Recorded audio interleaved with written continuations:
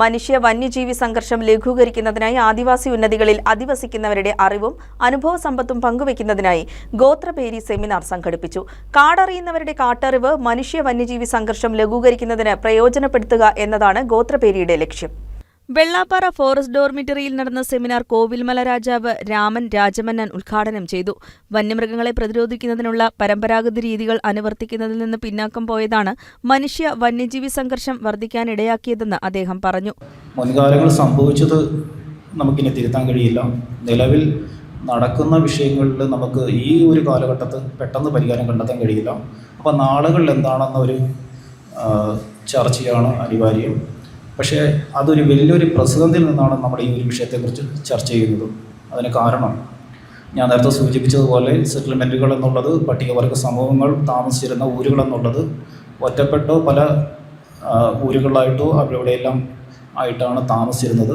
അതുകൊണ്ട് തന്നെ നമ്മുടെ ഊരിലുള്ള ജനങ്ങളെയും സംരക്ഷിക്കാൻ പാകത്തിനുള്ള, നമ്മുടെ കൃഷിയെ സംരക്ഷിക്കാൻ പാകത്തിനുള്ള ഒരുപാട് പ്രവർത്തനങ്ങൾ നമ്മൾ ചെയ്തിരുന്നു.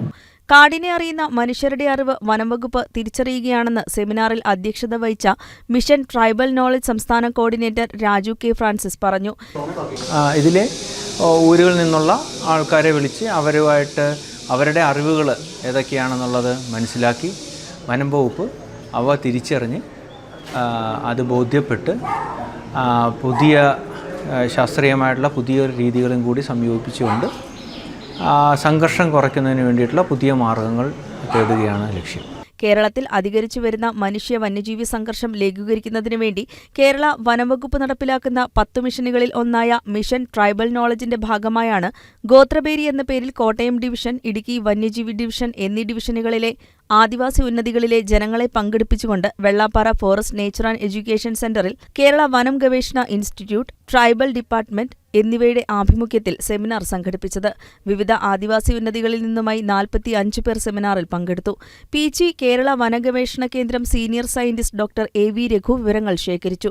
Idukki wild life warden G. Jayachandran, social forestry division Idukki assistant conservator of forest P K. Vipindas, tribal extension ഓഫീസർമാരായ റോയി, ആനിയമ്മ തുടങ്ങിയവർ പങ്കെടുത്തു.